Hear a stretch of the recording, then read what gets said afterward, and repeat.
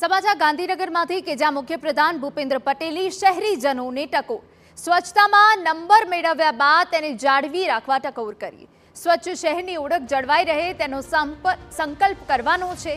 એકવાર નંબર આવી ગયો એટલે એવું નહીં કે હવે પહેલા જ છીએ। નંબર આવ્યા પછી તેને જાળવી રાખવો તે આપણી જવાબદારી। નવા ઉમેરાયેલા વિસ્તારોને પણ ગ્રીન સિટીની ઇમેજ જાળવી વિકસાવીશું।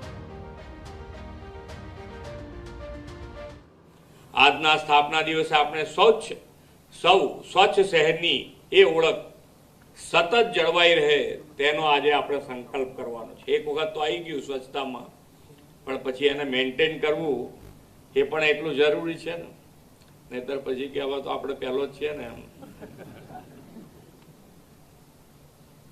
ગાંધીનગર શહેરમાં નવા ઉમેરાયેલા વિસ્તારોને પણ આપણે ગ્રીન સિટીની ઇમેજ જાળવીને વિકસાવવા છે।